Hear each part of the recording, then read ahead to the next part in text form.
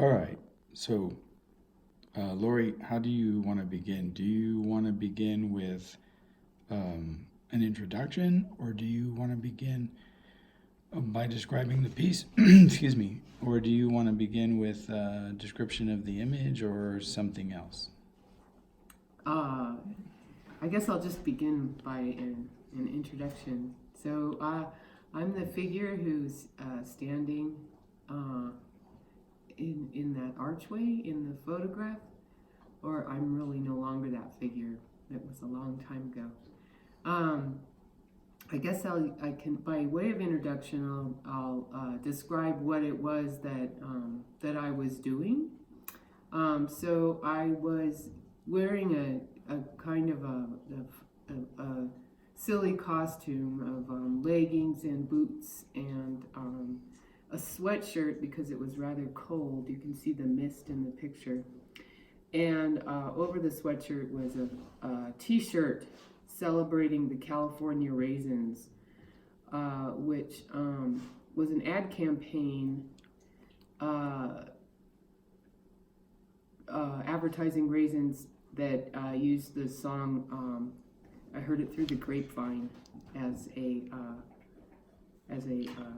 background, and had some cartoon raisins singing the song. And while the California raisins were ubiquitous on television in these commercials, trying to get people to buy raisins, Cesar Chavez was still trying to get people to engage in a boycott of table grapes grown in California because of unfair labor practices on the part of farmers. So table grapes were on a large list of the AFL-CIO's list of boycotted companies, and so that's the papers in my hand, or papers with that list on it, listing all the companies that the AFL-CIO was hoping people would boycott to support labor in the country. Also on that list were tobacco growers, and I was chain smoking cigarettes, and so the way this even though the image shows me by myself, but I was like a station in the Displacements piece, and people would come and approach me, and I would engage them and tell them what to do and what not to do, and engage them in sometimes in conversation. Some people were afraid to talk to me, but that I would engage them in try to engage them in a conversation about boycotting, and but then, clearly there were some inconsistencies because I was wearing a California Raisins shirt, and I was smoking profusely. So I guess what I remember is some people just said, "Oh, okay, thank you," when I handed them the list, the AFL-CIO list. And some people actually asked me, "What are you doing? Why are you doing this?" And so I would answer those questions as they came up. I was trying to. At first, I tried to stay, in character insofar as it was a character, and but eventually, I think that I did eventually become a teacher, just like Bruce's mother, and so I think the inclination to help and to engage people in a helpful way kind of took over, and because I'm not much of an actress, and so I would break character and try to explain what was going on. So you described those some of those joints in the collage. Excuse me. My narration is taking a little bit of a toll on my voice. You describe some of those joints in the collage, or whatever way we might want to call it, inconsistencies. Someone else might call it contradiction. What did you feel the function of those inconsistencies was in the piece? Like, why were they there? I guess I saw them being there to jolt the audience, make them think. So and make them think about both political engagement, but also just in the context of the piece itself. Like, wait a minute, this isn't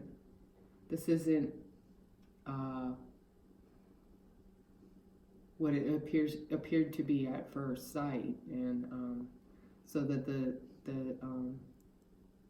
and I think because they're interacting with a live person, that added an element where the displacements were even more uncomfortable, I think, for some of them. So I guess I saw the function of the contradictions, or as I called them, inconsistencies, as a way to engage the viewers of the piece, the audience, whatever. It's hard to find the correct word. Yeah, exactly. I felt the same way. So it was really like a device for producing Socratic dialogue? Yeah, in some ways, I think. And just a way to, even if the dialogue didn't happen, in terms of talk, at least they were thinking about it, like, this is interesting that this person claims certain kinds of political engagement, but is smoking like a chimney and celebrating the California raisins. And I remember one person who came to see the piece had actually run for some kind of state office under the Peace and Freedom Party in California, and was giving me dirty looks. Well, how did you take those dirty looks? I wasn't sure how to take them. It's kind of interesting because, I suppose, like, because not everything was obvious on the surface, that there were ways to read and misread the piece. Yeah. Or really, you make choices about the way that you read, right? Always. Yeah. So I'm the one who introduced the term Socratic dialogue, but I kind of like it developed out of what you were saying about the piece, and I kind of like that idea as a metaphor for communication, because I wanted to ask this other question. You're a teacher. You really are a teacher. Like, I'm not really a teacher. I just pretend to be a teacher. But you really are a teacher. So what do you think about, like, as a teacher, this idea of Socratic dialogue versus, say, the teacher that comes to the classroom with this idea that I'm the authority, I have all of the information, here's the information, this is the truth, live it, love it, learn it, how do you teach? Well, that's a really interesting question, because there are teaching methods that nowadays that get taught and framed as a Socratic method, but they're still sort of the all-knowing, authoritative, or authority figure teacher who is just kind of tricking the students into asking the right questions. And well, Socrates does that himself, right? Yes, exactly. But I think that what I prefer, and it just suits my my sensibilities better, the way that I prefer to teach is through exploration of ideas and topics, so that students have questions, and it's sort of, when I'm teaching the way I like to teach, and the way that I think is most productive in terms of what you might call, to me, what real learning is, which is learning how to answer your own questions, and how to ask questions,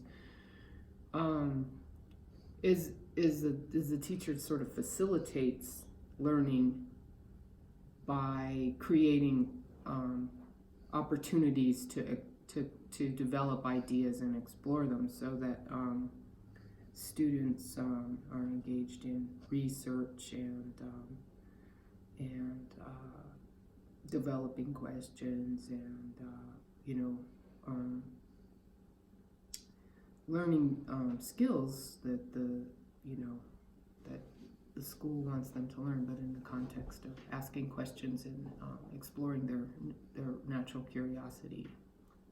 So it's not really Socratic in that way, but it does involve asking questions, and it involves a lot of conversation, metaphorically and literally, between teacher and student, and between the students and one another. And I always find that I learn in those teaching contexts as well, because there's, of course, things that students uncover or questions that they ask that didn't necessarily occur to me. So, do you think that any of that kind of learning, happened in this particular piece, or do you think that that's really outside the bounds of something like this for space-time constraints, or any other reason, or that structurally, like, that I didn't allow that, or the way that I designed the idea of stations, like, didn't allow that, maybe? That again is a really interesting question. I think that the potential was certainly there in the piece for that kind of exploration, but it required but that kind of requires a lot of introspection, and on the part of your viewers, and at least most of them that I observed, even in despite being university students and being engaged in a creative class, for the most part, I didn't, at least insofar as what I observed, that they were not either professors coming to the piece or students didn't seem to be engaging in that kind of self-questioning or self-interrogation about what they were looking at, but I think that's maybe part. I don't think it's because of the stations, but I think it's just because of our assumptions coming into an art piece. We expect to have distance and removal, and we expect to be passive. Yes, and perfectly do what we're told. We don't put our hands on the art. The art doesn't. Yeah, exactly. The art doesn't say hello, and you don't need to tell the art that smoking is bad for it. Right, exactly. So I think that that it's not so much the way that the piece was set up, and conceived, as it is just one would need to really intervene more strongly in the art reception process, so to speak, to get to get people to ask questions. Right. Okay. So that, I like that word, intervene, because I think that the way that I'm trying to reframe this piece in terms of our contemporary situation is a lot about intervention. I had talked about how we're supposed to have a participatory democracy. And in art, the underlying idea is that it's non-participatory, right? I mean, that it's there and you're the passive spectator. It's like watching TV. Absolutely. I think happenings and installations and earthworks really challenge that. But I think that we still bring all that baggage even to those kinds of pieces, right? Absolutely. I think that also, I mean, we're still in the middle of, while we're taping or recording this, we're still in the middle of COVID restrictions from the global pandemic, and from what I've observed, it is encouraged, at least from an educational standpoint, even more passivity, even more,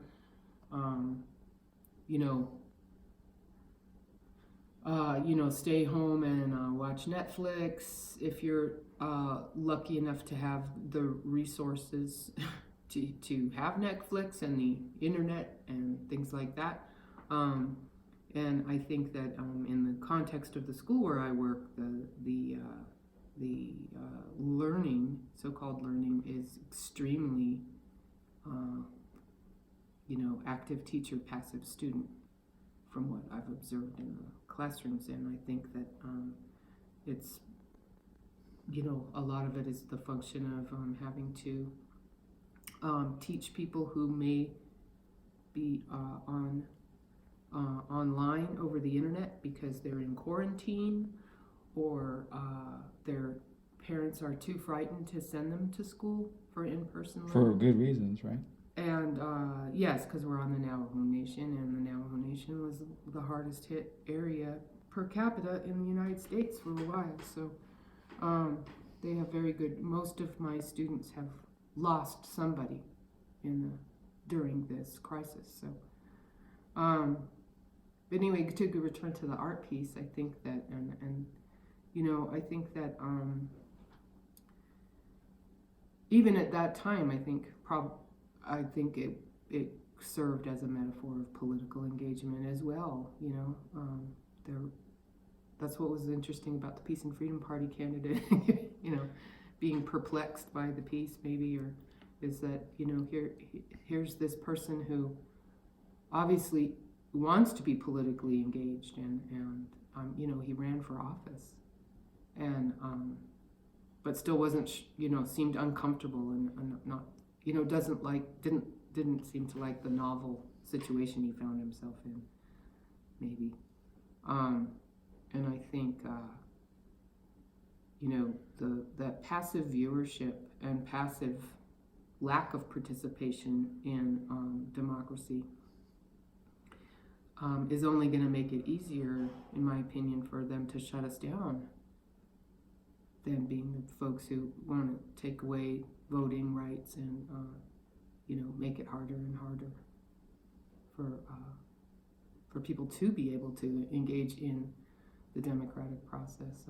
I was reading even that they're shutting down protests. They're trying to find ways to make protests more difficult and make them more illegal and make them, like it's okay to hit somebody in your car if you think the protesters are scary in some states. Or, making it, just making the penalty for being in the street to try to make your voice heard, to make the penalties for that more harsh. So, who knows, maybe someday we may look at back at this piece and go like, wow, remember when you could do that because it was a public space and so you could just set up an installation? You'd be like, installations won't be legal anymore. Yeah, exactly. Performance art is one of those on the list of things that you're not allowed to. And performance artists will become one of those other words like liberal or democracy that are bad words now that we're not allowed to utter, right? That used to be actually valued. So let's go back because you said some really interesting things, and then like I want to tie the really interesting things that you just said to a word that you used when you described the lack of participation on the part of some of the attendees to the Okay. event, and you said that, and I can't even quite remember exactly how you phrased it, but you said that they thought you were just scary or that they were afraid to participate. Now, what, and then you raised some of these issues later about, or at least things that are scary when you talked about our contemporary situation. So what's the function of like fear, either like fear that starts with you, like not wanting, shame or not wanting to be exposed or just being like introverted or not wanting to engage, wanting to be passive, wanting to be part of the background. And then those kinds of fear that are like imposed by like, oh, there were police there, and like if I crossed that line and talked to that lady, they would hit me with a stick, or so what's the function of fear in participation? Wow, that is a really interesting question. Because I think that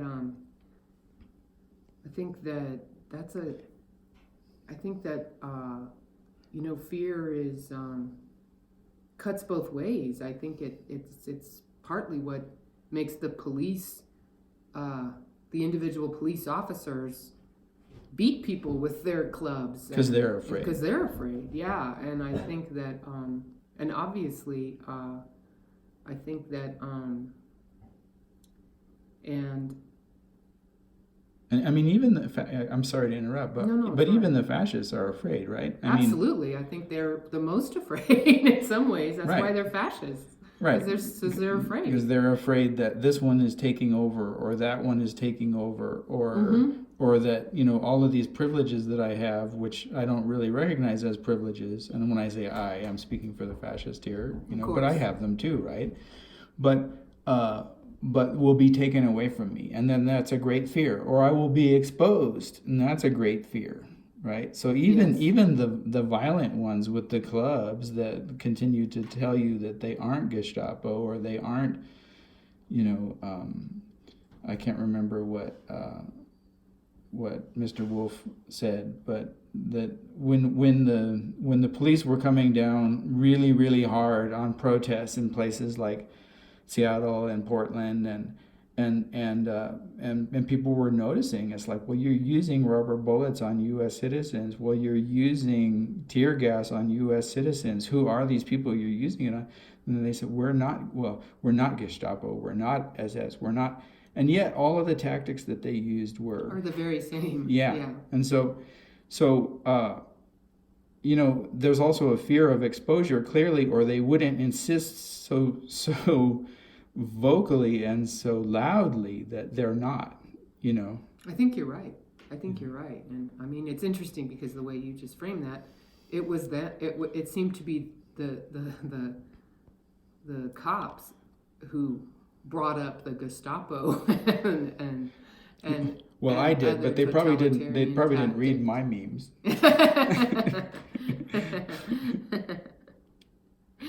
Like, I'm sure Chad Wolf doesn't know who I am, right? Probably not. So getting back to like these different kinds of fear, like, so fear is a problem. Yes. But fear is also exploited, right? Right. So how do you deal with the exploitation of fear? So I mean, the media exploits fear. Right, because that's how they make their money. A lot of biases are based on fear. Yes. And guns have everything to do with fear. Yes. So fear is a super big. I mean, I don't want to be pushing my own agenda too much, but it seems to me that both in this piece, in Displacements, and in our contemporary situation in COVID-plagued America, not just the United States, but America and in Europe and everywhere else in Asia. It's like our world is COVID-plagued, right? It seems that fear is one of the dominant psychological modes that we exist in now. So if fear is this one of the dominant tonics, right? Then how do we deal with that? And like, how do we deal with all the things that fear gives rise to? Yeah, that's a really profound and important question, and I think my throat's getting dry from the talking too. But we'll wrap it up then. I think that I think just speaking as an individual, you know, one tries in the context of being other to the people one interacts with most of the time, because I'm white but I teach all of my students are Navajo. One tries to alleviate fear, you know, recognizing that fear is so important and so fundamental to the way we operate, you know. When I think that's, you know, at least implicitly, I don't say don't be afraid of me, but you know, but what I do is try to instill confidence in the students I work with, and you know, maybe I think, just like I said, just speaking at the individual level, that's part of what I try to do. Well, that sounds like a good place to end. And Mr. Five, the res dog here in the background, seems to want to stop too. So let's end right there.